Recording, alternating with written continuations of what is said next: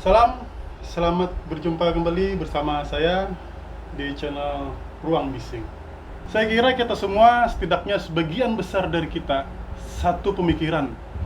Dunia harus terus berputar, hidup harus terus berjalan dan dinikmati meski kita berada di tengah pandemi. Kita tidak bisa terus-menerus mengeluh tentang dampak COVID. Suka tidak suka, mau tidak mau, COVID akan selalu berada di atas bumi. Jadi pertanyaannya, bukan kapan social atau physical distancing itu berakhir? Kapan new normal akan selesai? Tapi yang pertanyaannya adalah, bagaimana kita bisa beradaptasi hidup berdampingan dengan COVID-19?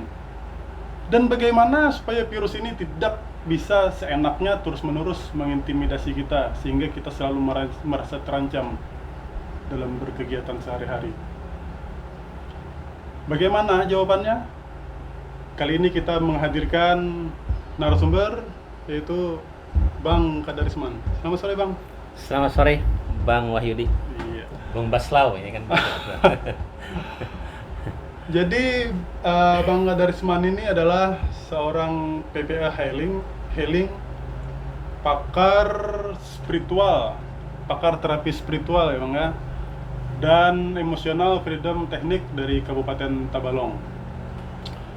Bagaimana Bang tanggapan Abang terhadap supaya kita bisa hidup berdampingan dengan COVID-19? Oke, baik, terima kasih Bang Yudi atas undangannya, atas kesempatannya untuk sharing dan berbagi atas fenomena daripada wabah corona ini, ya kan. Yang pertama adalah bahwa prinsip tauhid adalah setiap musibah, ya kan. Setiap musibah itu pasti ada pesan cinta dari Tuhan. Luar biasa. Ya kan? Dan sikap seorang yang bertauhid ketika musibah menimpa seseorang atau menimpa sebuah kaum, maka yang paling pentingnya harus dia punya adalah sikap tenang, introspeksi diri, dan tidak kehilangan rasa syukur.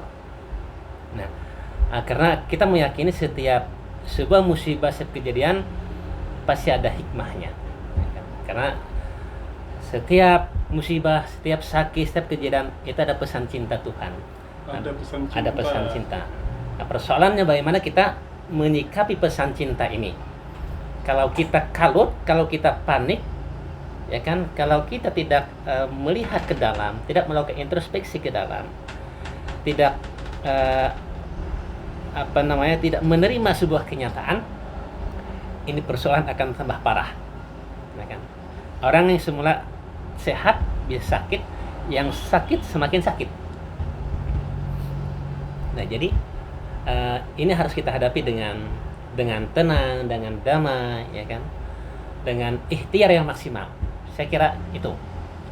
Nah, yang jadi pertanyaan sekarang adalah bagaimana kita bisa menumbuhkan rasa bahagia, rasa tenang, sementara di sekeliling kita publik ini sering dihadirkan oleh berita-berita yang tentang betapa bahayanya adalah virus corona, betapa mematikannya COVID-19, sehingga secara tidak langsung kita sebagai masyarakat tersugesti, oh virus corona ini berbahaya, oh COVID-19 ini berbahaya. Jadi pikiran-pikiran itu selalu mengintimidasi kita sehingga rasa bahagia itu susah untuk muncul dalam pikiran itu. Iya. Jadi begini. Kalau kita tadi memahami konsep awal, ya kan, bahwa setiap musibah itu adalah pesan cinta, maka selanjutnya adalah yang harus kita lakukan bagaimana kemudian kita dapat bertahan, dapat melewati sebuah keadaan sulit ini hingga pada ujung masanya nanti, ya kan? Kita dapat bertahan saja, kemudian terus berjalan, insya Allah akan sampai pada tujuan, ya kan? Nah, bagaimana kita dapat bertahan? Seperti ini, bahwa ini yang perlu kita ketahui, bahwa corona ini tidak berbahaya bagi orang tertentu, ya kan? Ini jangan salah pahami, nanti kita menyepelekan wabah, menyepelekan virus. Ini juga salah, ya kan? Bahwa virus corona ini tidak berbahaya bagi orang tertentu. Tetapi bagi orang tertentu lainnya ini bisa berakibat fatal. Bahkan ada yang berakhir kematian. Ya. Kenapa pada sebagian orang yang lain tidak berbahaya? Ya faktanya demikian, Iya. ya kan? Bahwa Buktinya banyak yang sembuh. buktinya sembuh. Iya. Ada orang yang sakit dirawat sembuh banyak kan? Bahkan angkanya jauh lebih besar daripada yang berakibat fatal. Iya. Ya kan? Ada orang yang terkena corona tapi dia tidak sadar dia kena corona, Iya. ya kan? Dan itu disebut dengan orang tanpa gejala. OTG. Iya. Orang OTG. Betul. Nah, kenapa ini bisa terjadi? Nah, ini yang kalau dunia medis ini menyebut mereka adalah orang-orang yang mempunyai imunitas yang tinggi. Ya kan? Nah, pertanyaan kita, bagaimana seseorang bisa memiliki imunitas yang tinggi sehingga dia kebal terhadap corona? Nah, itu kiat-kiatnya apa? Kalau masalah kajian medis dan lain-lain, Ya. biarkanlah itu para Ya, tenaga medis. itu yang kapasitas lebih- mereka lah, ya kan? kapasitas. Ya. Sekarang kapasitas Bang Risman sini bagaimana menumbuhkan rasa bahagia Oke. supaya itu maksudnya bagaimana menguatkan imunitas dari sisi rasa. Ya, oke. Saya ingin berangkat dari teorinya seorang psikiater terkemuka di Amerika Serikat, namanya Elizabeth Kobler. Dia mengatakan ada dua dasar emosional yang ada pada manusia secara lahiriah, secara fitriah, ya kan? Yang dari sononya gitu kan. Yang pertama adalah rasa cinta dan rasa takut. Kalau orang memiliki rasa cinta, maka dia akan merasakan rasa kedamaian, kebahagiaan, optimisme, ya kan, punya harapan, ya kan, tidak pantang menyerah. Kalau kita dihinggapi oleh rasa takut, maka rasa ini akan melahirkan kekhawatiran, Iya. kecemasan, ketidakdamaian, ketidakbahagiaan, kekacauan dan lain-lain. Betul. Nah, kalau di masa corona ini kita dihinggapi oleh rasa takut tadi, maka itu akan menggerus imunitas tubuh kita.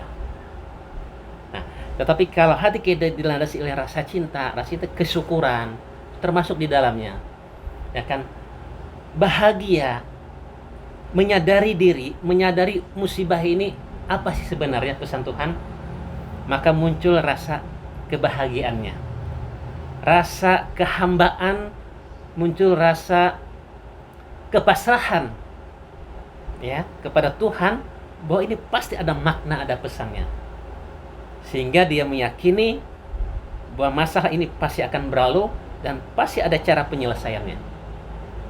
Rasa syukur itu akan menghasilkan rasa cinta, mengenal diri, mengenal Tuhan, kemudian mendamaikan jiwanya, menenangkan hatinya. Itulah yang menjadi pemicu kemudian hormon tubuhnya akan berubah. Landasannya tadi rasa syukur. Kalau rasa syukur kita bagus, kecintaan muncul, dirinya sadar, imunitas tubuhnya akan tumbuh secara otomatis, dan itu sangat efektif dan sangat efisien untuk menangkal yang namanya virus corona. Muncullah OTG, muncullah orang sakit karena corona dirawat sembuh. Nah, ini faktornya di situ. Mungkin itu juga yang menyebabkan sebagian orang-orang yang sering keluyuran, akhirnya mereka tidak apa maksudnya itu, mereka tidak menganggap corona ini Berbahaya. sesuatu yang berbahaya. Nah. Akhirnya itu yang membuat mereka berkeluyuran, tetap melakukan aktivitas di luar. Nah, tapi kan itu tetap berbahaya bagi orang-orang di sekitarnya yang mungkin mempunyai imunitas Ya. tubuh yang rendah. Betul. Sehingga kita yang bahagia ini juga harus mengikuti protokol kesehatan gitu. Jadi betul, karena gini, orang yang bahagia tadi, dia punya kemungkinan kebal, ya kan? Karena imunitasnya bekerja. Nah, pertanyaannya, ketika dia tidak mengindahkan protokol kesehatan, ini kan dia mengerti, dia udah memahami protokol Tuhan, ya kan? Iya. Protokol Tuhan, dia sadar, dia bertauhid, dia paham konsep ketuhanan, ya kan, sehingga dia kebal. Tapi dia juga harus melek protokol kesehatan. Kenapa? Karena kesalehan spiritual itu tidak ada artinya kalau tanpa kesalehan sosial. Siap. Jadi kesalahan sosialnya harus jalan. Dia harus menyadari ada sebagian orang di antara komunitas itu yang imunitasnya rendah. Nah, kalau dia tidak menyadari diri kemudian tidak pakai masker, tidak mengikuti protokol kesehatan, dia bisa saja menjangkiti orang yang punya imunitas lemah. Nah, kalau demikian kejadiannya, maka dia adalah bagian dari orang yang zalim.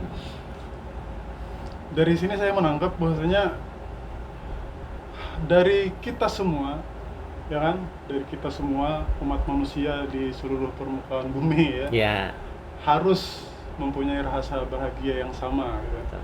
Dan itu adalah tugasnya. Tugas siapa untuk Itu memberikan rasa bahagia, rasa tenang kepada masyarakat, kepada rakyat. Nah, itu yang paling penting adalah itu tugas dan tanggung jawab orang masing-masing. Ya kan? Orang masing-masing punya tugas dan tanggung jawab. Itu kapasitas tanggung jawabnya secara personal. Ya kan? Jadi, secara personal kita manusia punya rasa tanggung jawab untuk menciptakan rasa bahagia dalam diri kita sendiri. Kalau itu sudah terpenuhi, maka kebahagiaan itu tidak boleh egois. Bagikan kebahagiaan itu kepada orang lain. Sampaikan amar ma'ruf nahi munkar. Sampaikan tips-tipsnya. Bahagiakan orang lain karena itu sejatinya membahagiakan diri kita sendiri. Itu dari sisi tanggung jawab personal. Tapi dalam konteks kita bernegara, ya kan? Maka negara harus mengambil alih peran ini lebih besar. Bagaimana kemudian negara harus membahagiakan, menciptakan suasana yang mendukung bagaimana imunitas tubuh itu bekerja. Misalnya dengan contoh, negara dapat mengambil suatu kebijakan yang jangan membuat rakyat itu semakin merintih, semakin tertekan, dan semakin kelaparan. Nah, ini kan kontraproduktif. Satu sisi pemerintah ingin masyarakat, ingin rakyat dapat sembuh, dapat imunitas yang kuat, tapi satu sisi kebijakannya adalah merugikan rakyat. Sehingga membuat rakyat semakin tertekan, merasa sedih, merasa ingin berontak tapi tidak bisa. Akhirnya dia terkungkung dalam sebuah keadaan yang menyalahkan diri sendiri, menyalahkan orang lain, menyalahkan Tuhan. Wah, itu sangat berbahaya. Kalau sudah begini keadaannya, dia akan menjadi korban yang paling empuk dan paling parah. Korban yang paling empuk dari corona. Betul. Sama cepat sekali itu kenanya itu. Tidak ada bentengnya sama sekali. Iya. Jadi kita harus bersyukur sehingga rasa bahagia itu kemudian muncul, dan tidak lupa juga dengan menyisipkan landasan ikhlas di dalamnya. Betul, pasti. Kalau selama ini dari terapi-terapi yang Abang lakukan, bagaimana? Apakah rata-rata orang yang sakit itu mulanya memang punya rasa dendam, iri, dengki? Oke. Terkait COVID, kita kemarin di pertengahan puasa kan kita menerapi satu dokter di Mojokerto. Dia terkena COVID dan positif. Positif, seorang dokter. Ini alumni kita, alumni dari PPA Healing. Oh iya, dokter ada alumni PPA Healing. Ya, dokter umum dia kan. Nah, waktu itu dia sudah dirawat di rumah sakit. Dia menyampaikan keluhannya seperti ini.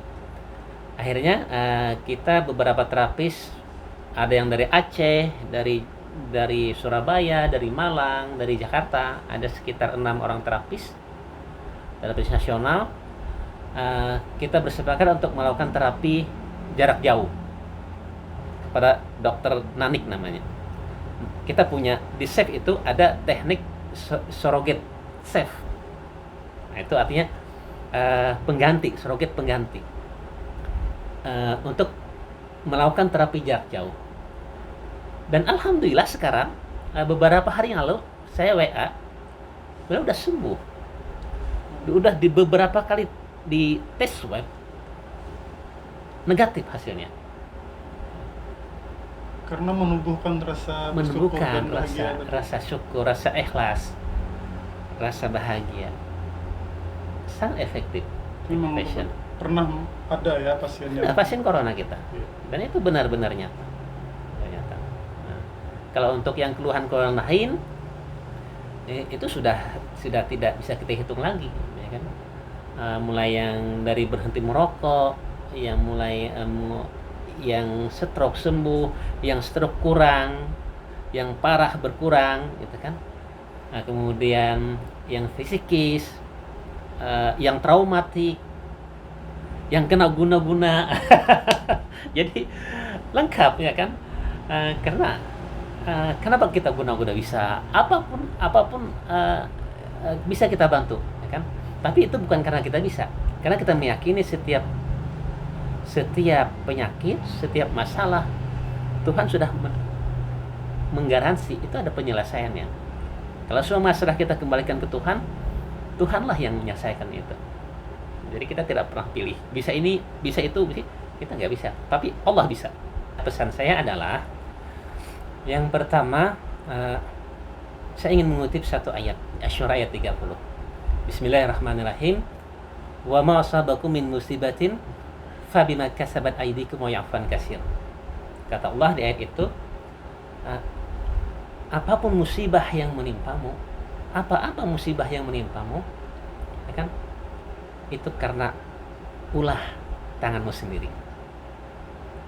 Setiap musibah yang menimpa kita itu karena kesalahan kita sendiri. Tapi Allah izinkan sakit itu kemudian hinggap pada kita. Nah, oleh karena itu, kalau kita ingin terhindar, ingin kembali sehat, sehat hati, sehat batin, sehat fisik, maka kembalilah kepada jalan Tuhan. Kembali mengembalikan apapun yang terjadi atas kita itu atas kehendak Tuhan. Dan siapa yang menyembuhkannya? Kata Tuhan, akulah yang menyembuhkannya. Nah, karena itu tingkatkan rasa syukur kita, ya kan? Dan bahagiakan diri kita sendiri, karena itu jalan kesembuhan, ya kan? Jadi jangan lupa bersyukur dan bahagia, karena setiap musibah adalah pesan cintanya. Maka introspeksi diri agar kehidupan kita lebih baik lagi. Oke. Terima kasih Bang Risman sudah Terima kasih. mau berbagi nasihat, mau berbagi kiat-kiat bagaimana supaya kita bisa hidup berdampingan dengan COVID-19. Siap. Supaya COVID-19 tidak bisa terus-menerus mengintimidasi kita. Betul. Ya, sehingga Gantian kita yang intimidasi, kan? Gantian kita yang mengintimidasi. Mari kita serbu COVID-19. Oke, jadi pesan dari Bang Kandarisman pada hari ini yaitu jangan lupa bersyukur dan bahagia, karena setiap musibah adalah pesan cinta dari Allah Subhanahu wa taala agar kita dapat melakukan introspeksi diri. Sekian, sampai jumpa lagi di Ruang Bising. Salam.